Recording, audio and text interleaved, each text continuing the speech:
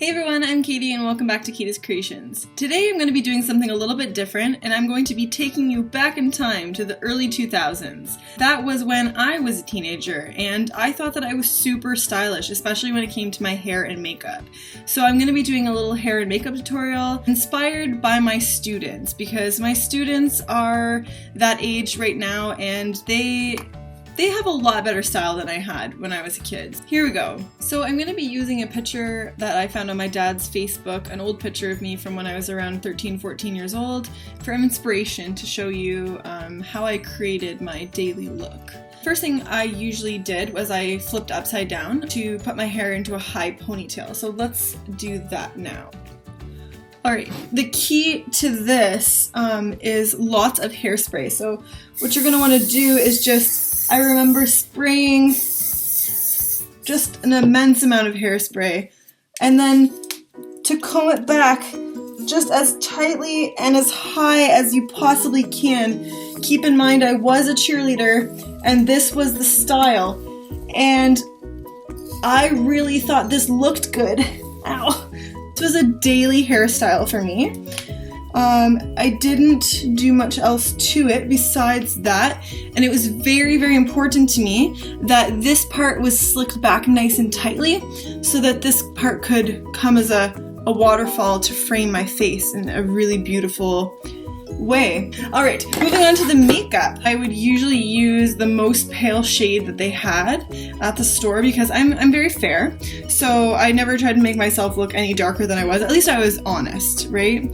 Alrighty, so just moistening the skin and just rubbing it on so that it looks really cakey. No, I didn't have any blemishes or anything really wrong with my skin, any discoloration, no dark spots, because, you know, I was 13, but I still put a face full of makeup on every day. Alright, I'm just gonna blend it in nicely with my finger, I mean as nicely as you can get it. I was really insecure about how red my nose was, so I usually put on like a really thick layer on my nose. I would just kind of blend it in just a little bit and then let it dry and then pat it some more. Maybe I could get the nose to dry. I do know that I wear blush, so I'm gonna put some pink blush on. You gotta make sure it's really, really blended. That looks about right. And the next step was eyeshadow. So the one thing that I did, which I thought was really fun and different, was that I always matched my eyeshadow with the color shirt that I was wearing. I am going to be using this sponge applicator. First thing that I remember doing was I always put a nice white shade right up to my eyebrows, which, I mean, I was a bit ahead of my time when you think about it. So I would just put like a very, very obvious line. The next step is that I would usually use a really bright color because bright is better. So I'm going to be using kind of like a dark purple shade. So I'm going to apply a lot of makeup to the makeup sponge and then I'm going to be going up right to meet with the line above my eyebrow. So let's just get started. And you can see that the application with this makeup sponge is just flawless. So almost at my brow line, but that looks about right, I think. Shout out to those of you who knew me when I was this age and stayed friends with me. That was really kind of you. Alrighty, that is looking pretty good, I think. Yeah, comment below and maybe share your favorite memory from being, 13, 14. It's time for eyeliner. So I wasn't really into liquid liner at the time. I did use pencil, black liner, and I would just usually do, like a thick black line over top. So we're just gonna do that now. Ow! Oh my god, I just stabbed myself right in the eye. That was like the worst thing that's ever happened. Alright, maybe a little bit more gentle.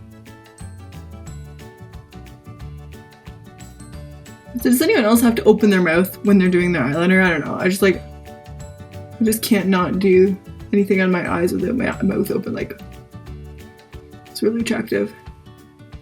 Alright, so I have my thick black lines, and then you can't forget about the bottom, obviously. So I would normally do you know, a matching black line underneath the eyes like that. And then of course you have to do your inner waterline. I think it's important to know too that I wasn't really into the brow pencil, so I'm not going to fill in my eyebrows or anything like that, but what I did use, which actually I still use sometimes, is great lash on the brows to kind of just smooth them out. So I'm just going to do that now, just to make them like smooth, you know? And then also what I would do with this clear gel is I would prime my lashes, and I was the queen of putting, you know, 16 layers of eyeliner, or I mean mascara on. So I'm just gonna make sure that my lashes are ready to go, ready and primed.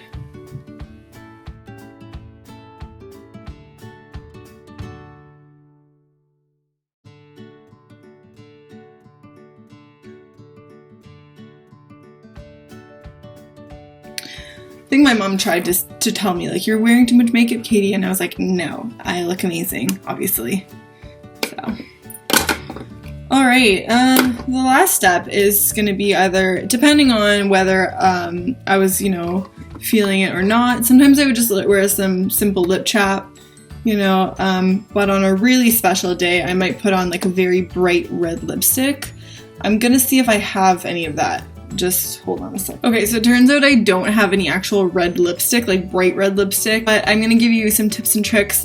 When I was young, I thought that this dip here, I think it's called a Cupid's bow, but this dip right here, I thought was a really bad thing to have. So I used to kind of try to like put my lipstick over top of it because I thought it was weird that I had a Cupid's bow. And now that I'm older, I realize that that's something that people want to have on their lips, but I didn't realize that at the time. So I would just usually go like over top of it to make it like covered up, you know? So I feel like you can still see it.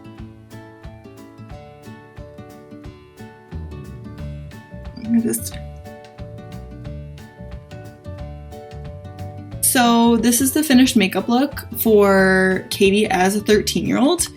I hope you enjoy it. Okay, thank you for watching. Oh my gosh, I have to go shower.